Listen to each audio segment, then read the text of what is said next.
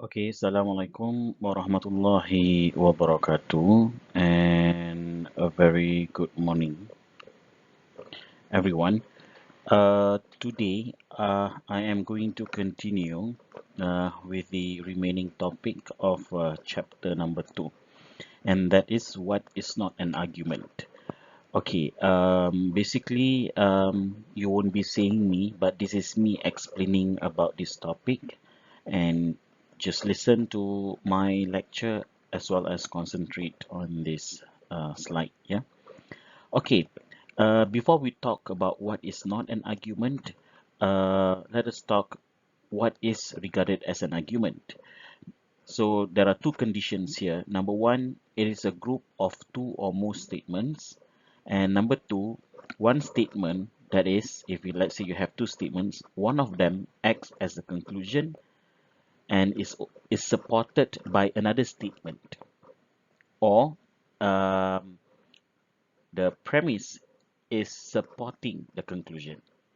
Okay, so if we go by having two statements, one of them acts as a conclusion, the other one acts as a premise, and that premise is supporting the conclusion.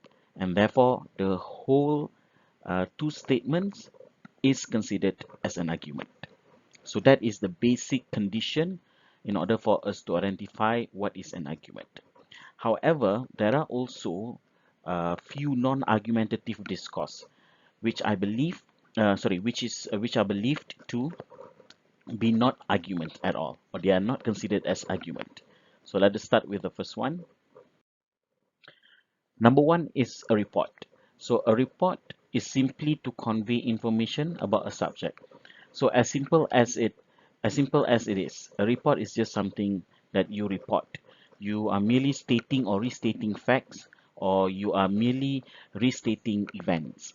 Okay, whatever that happened, you state in a report. So whatever that you have in a report, it does not, they are not arguments in a sense that, because you are just recapping the incident, this whole incident. You are not weighing in your opinions. Therefore, you are not supporting your claim, you're not supporting your argument. It's basically stating what is there. So give an example here, if you can read on your own. Yeah, this is basically a report that talks about a series of events that happened in the past, and that's just it. Okay, moving. The second non-argument discourse is unsupported assertions. Now, when we talk about assertions, automatically assertions can be regarded as arguments. However, those assertions that are not supported, they are considered as non-argument discourse. Now, I give you an example here. Let's just say that I talk about love. Yeah. So love is basically a sacred feeling. It's very beautiful to someone and scary to others. However, love is to you, it does bring quite an experience. So basically, this is just me talking about love. You know. So these statements, they are not argumentative. Why? Because I am merely stating what I happen to believe in love. However, if it is towards the end of these statements that I insert a conclusion, or basically a claim. For example, therefore, it is advisable for everyone to fall in love. Meaning to say, I have these premises and I have a conclusion. Automatically, the whole package becomes an argument. But if I just stop at it does bring quite an experience, I don't have any conclusion there. So it stays as non-argument discourse. Okay. Next is conditional statements. Now, conditional statements is basically if and then statement. That means if you have this, then this will happen. Okay. So the thing now is, what is considered, sorry, um, I give you an example here. Yeah? If you pass ELS 411, then you can graduate. So basically, this is not an argument. Why? By right, you need to pass ALS 411, then you can graduate. It's basically this happen, sorry, if this happen, then this will happen. So there's no argument here. There's nothing that you can be, there's nothing that you can argue. Because basically if you don't pass ALS 411, you cannot graduate. You cannot graduate at all. You still need to take this course in order for you to graduate, or in order for you to move on to the next semester. So, but then again, you must bear in mind that not necessarily that we have to have the words if and then. I can just simply change the sentence to, should you pass ALS 411, you can graduate. So as you can see, there's no if and then, but this is still not an argument. Okay. Next is illustrations. So basically, illustration are intended to provide examples of a claim rather than to prove or support the claim. So when we talk about illustrations, the first thing that must come into your mind is examples. And examples are just to support, examples are just to explain or to give better and clearer picture of a claim, but they are not there to support them. Okay, so I give you an example here. Many social media can help online learning. So basically, this is my claim. A lot of social media can help online learning. For example, Facebook and Instagram Live can be used as a platform for online teaching. So for example, Facebook of ins or yeah, sorry, Facebook or Instagram Live can be used as a platform for online teaching. Is It's not a claim at all. It's just an illustration. It's to support the claim given before, right?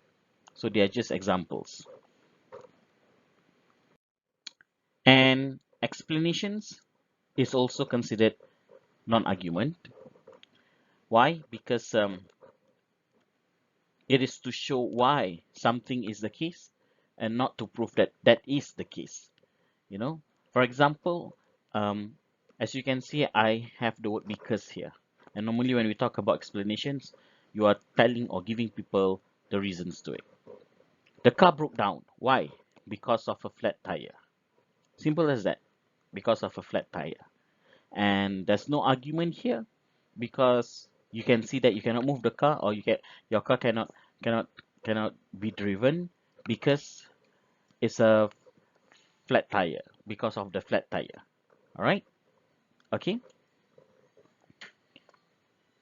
So I have explained to you about um, what are the types of non-argument um, discourses.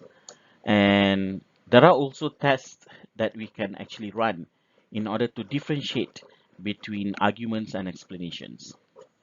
These are the four common tests here: the common knowledge test, the past event test, the author's intent test, and the principle of charity test. Now, what I want you guys to do, I want you guys to divide into four groups, and each group chooses one basic test. Now, I need you to identify the following information: what that test is about, how to conduct the test, and provide two examples for each test. And once you have obtained this information, I would like you to use canva.com in order for you to create an infographic which best present this information.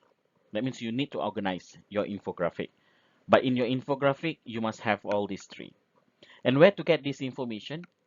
You can refer to the PDF textbook that I've shared with you.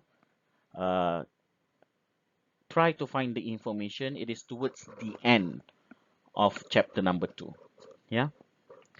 And also, once you are done, or once you have done creating the infographic, kindly share on Padlet. All right. Okay. So that will be your in-class activity for today. All right. I guess that is all. Should you have any um, should you have any